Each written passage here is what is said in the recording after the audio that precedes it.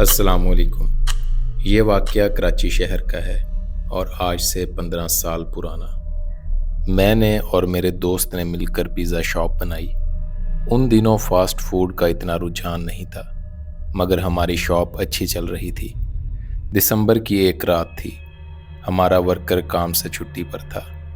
سارا دن کام خود کیا اور رات کے 2 بج چکے تھے۔ تھکاوٹ سے جسم چور چور تھا۔ شاپ کلوزنگ کا وقت ہو گیا تھا۔ اسی وقت شاپ کے لینڈ لائن پر ایک کال آتی ہے۔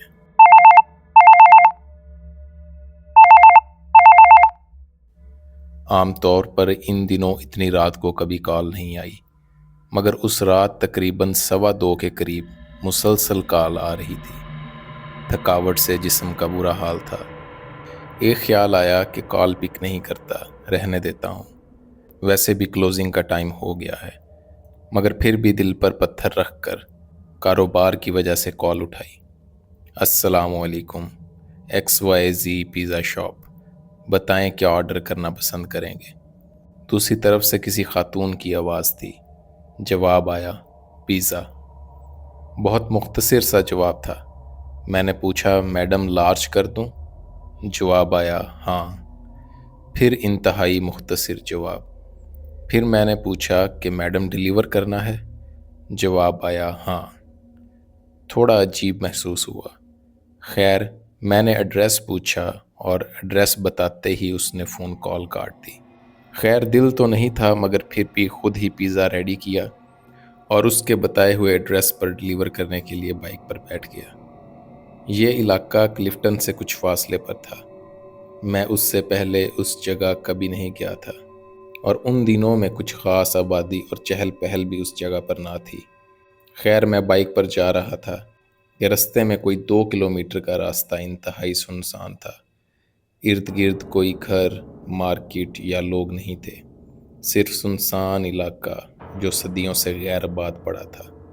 ہر طرف خوف، خاموشی اور دہشت تھی۔ سردی بھی اس رات ٹھیک ٹھاک تھی اور علاقہ الگ خوفناک اور ویران۔ کچھ دیر بعد میری نظر سامنے پڑی تو دیکھا کوئی سڑک کنارے کھڑا ہے۔ جب نزدیک گیا تو دیکھا کہ ایک چھوٹا بچہ ہے اور مکمل خاموشی سے سڑک کے کنارے کھڑا ہے۔ پہلے تو میں ڈر گیا، مگر پھر سوچا کہ شاید اس کو مدد کی ضرورت ہو۔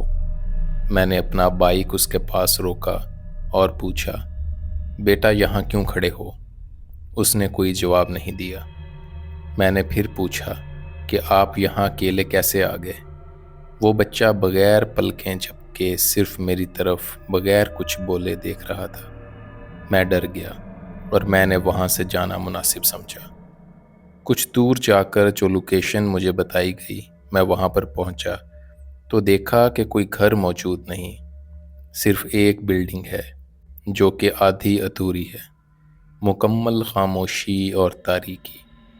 اس بلڈنگ میں کوئی نہ تو موجود تھا اور نہ ہی وہ مکمل تھی، صرف بلڈنگ کا گرے سٹرکچر بنا ہوا تھا اور شاید کام ابھی چل رہا تھا۔ گارڈ کی کرسی بھی موجود تھی، مگر گارڈ موجود نہیں تھا۔ میں بہت ڈر گیا کہ اس بلڈنگ سے آرڈر یہاں پر کس نے دیا۔ جس نمبر سے کال آئی اس پر واپس کال ملائی تو اسی خاتون نے اٹھائی۔ میں نے بتایا کہ بلڈنگ کے باہر کھڑا ہوں، مگر یہاں تو کوئی موجود نہیں۔ اس عورت نے جواب دیا کہ فرسٹ فلور پر پیزا دے دیں، اور یہ کہہ کر کال کاٹ دی۔ دل میں ڈر بھی تھا کہ کوئی حادثہ نہ ہو جائے، اور خوف بھی آ رہا تھا۔ اچانک بلڈنگ کے فرسٹ فلور میں روشنی ہوئی۔ ادھر ادھر دیکھا، گارڈ کا کوئی اتا پتہ نہیں۔ ہمت کر کے اوپر گیا تو دیکھا کہ سیڑھیوں پر وہی بچہ موجود ہے، اور اب وہ میری طرف دیکھ کر مسکرا رہا ہے۔ میرے پیروں سے زمین نکل گئی کہ یہ بچہ مجھ سے پہلے یہاں پر کیسے پہنچ گیا۔ میں فوراً وہاں سے بھاگا، بائک سٹارٹ کی اور گھر چلا گیا۔ سخت بخار سے جسم تپ رہا تھا۔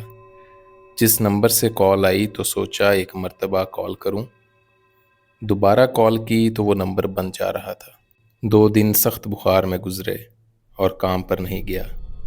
اس کے بعد تھوڑی تحقیق کی اور لوگوں کو واقعہ بتایا تو انہوں نے کہا کہ آج سے 5 سال پہلے اس بلڈنگ میں ایک عورت اور بچے کو اس کے خاوند نے قتل کر کے پھینک دیا تھا۔ وہ آدمی کوئی اور نہیں، اس بلڈنگ کا مالک تھا۔ تب سے یہ بلڈنگ اسی طرح پڑی ہے اور اس پر مزید کام روک دیا گیا تھا۔ میرے پیروں تلے زمین نکل گئی۔ کیا یہ وہی بچہ تھا؟ اور کیا یہ اسی خاتون کی کال تھی؟ کیا ان کی روح آج بھی اس بلڈنگ میں انصاف کی تلاش میں ہے؟ یہ راز ابھی بھی راز ہے۔